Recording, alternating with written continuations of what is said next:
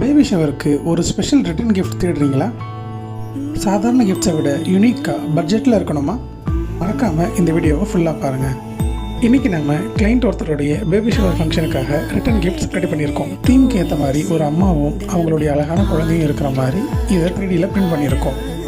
வளைகாப்பு ஃபங்க்ஷனில் நீங்கள் கொடுக்குற தாம்பூல பை கூட இந்த 3D பிரிண்டட் மாடலை வச்சு கொடுத்தீங்கன்னா அது ஒரு ஸ்பெஷல் கிஃப்டாக இருக்கும். உங்களுக்கு பிடிச்ச கலரில் பிடிச்ச டிசைனில் என்ன வேணாலும் நம்ம பிரிண்ட் பண்ணிக்கலாம். இது கம்ப்ளீட்டாக கஸ்டமைசபிள் தான்.